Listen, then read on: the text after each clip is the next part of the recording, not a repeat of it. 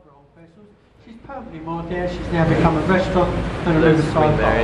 She's now retired. Original Queen Mary. If you're looking for the oldest monument in London, ladies and gents, from the River Thames, it's on the embankment wall to the right, the tall stone obelisk, and that's Cleopatra's Needle. It was awarded to the British people by the Egyptian nation in recognition of Admiral Lord Nelson's victory over the French at the Battle of the River Nile. It's one of a pair, one in Central Park in New York and the one that's on the embankment wall. The needle itself is over 3,500 years old. Now, I was only saying this the other afternoon. The Egyptian gentleman came up to me.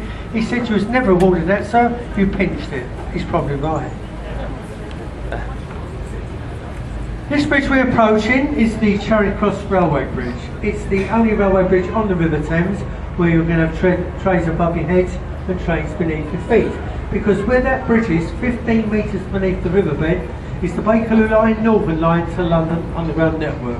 And as we go beneath, ladies and gents, very shortly, if you look up, you'll see two walkways have been added onto this bridge.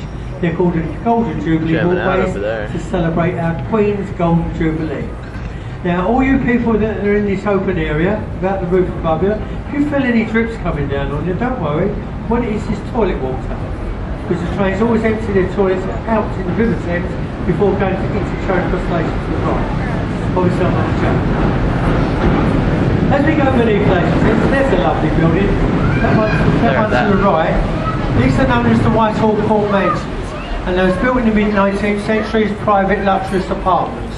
Also, they have function rooms, banqueting halls, and a more prestigious hotel that's lesser known to people, the Royal Horse Guards, the Royal Horse Guards Hotel. And looking over on your left-hand side, mustn't leave the left-hand side out, ladies and gents. Dominating the south bank is that very large observation wheel, and this is known as the London Eye, sponsored by British Airways. It stands 450 feet tall and has 32 pods. Each pod carries 25 persons to a maximum. The wheel itself starts turning at 9 o'clock in the morning, and it'll still be turning there by 8, 9 this evening. Now, as you look over there, ladies and gents, you can see that wheel moving, and that's how you board it whilst it's moving. The only time that wheel will stop is for disabled people, people with walking difficulties and wheelchairs. And the wheel itself takes 1/2 an hour to go down. Has anyone been on the wheel? Did you like it? Most people do.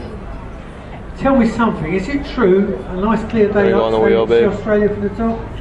Sweetie. Well, if you can't see Australia, at least you'll see Windsor Castle. Yeah. And Windsor Castle is 24 miles in front of us to the west. If it doesn't cost £5,000. Probably does.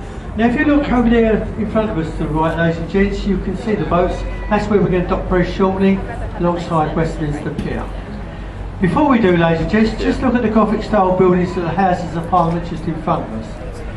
They're the Houses of Parliament, the seat of the British government. Its proper name is the Palace of Westminster, a royal palace, but not to be lived in, it's for parliamentarians.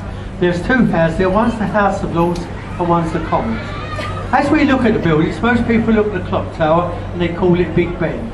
No, it isn't Big Ben, ladies and gents, it's just simply Westminster clock or the St Stephen's Tower clock. What Big Ben is, one of the 11 bells in the belfry, it's the largest 11 that chimes the hour. And I've been told that the actual bell is cracked, like most people in the Houses of Parliament. The other tower you can see there is the Victoria Tower.